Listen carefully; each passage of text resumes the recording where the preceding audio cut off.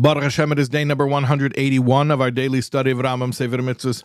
And in the 3 chapters a day study track of Mishnah Torah, we are continuing Hilchos Korban Pesach, the laws of the Passover sacrifice, chapters 6, 7, and 8. We have today 1, 2, 3, 4, 5, 6, 7 mitzvahs, all negative prohibitions related to the Korban Pesach.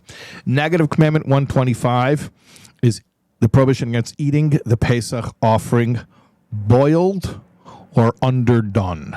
You know, like they call it rare. The Korban Pesach has to be, well, remember yesterday we mentioned it. Remember how it has to be prepared? Roasted, right? Roasted means, for those who are not familiar with cooking terms, roasted means over fire, as opposed to boiled means cooked with water. So boiled, no good. Roasted over fire is good. All right. Negative Commandment 123 is the prohibition against removing the Pesach offering from its designated location, taking it out of the house. Remember, the first time they did this mitzvah was in Egypt. They were in the house that night because the 10th plague, the slaughtering of the firstborn. So they couldn't leave the house. But that's part of the mitzvah. That not that you can't leave the house, but that you can't take the Korban Pesach meat out of the house. You have to eat it in the house. That's how it's done. And by the way, I'll permit myself 15 seconds of homiletics over here. The Korban Pesach was the first mitzvah that the Jewish people did. And the first mitzvah you see, where was it done? In the house. What does this teach you?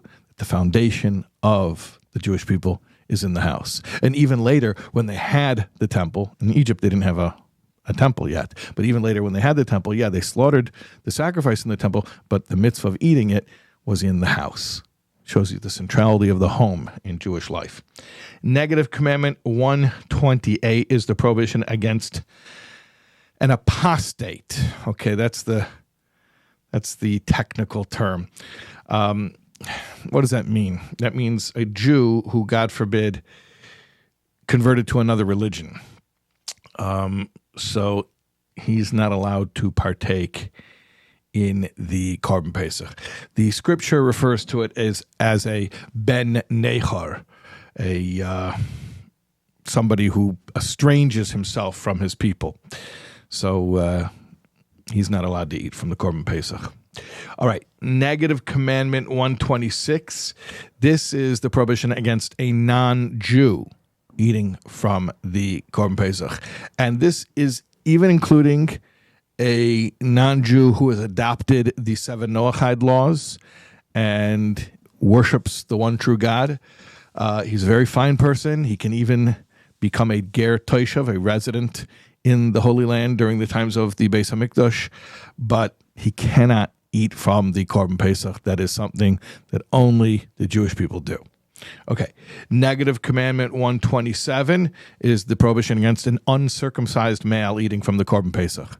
Remember, back in Egypt, they all got circumcised before the Korban Pesach.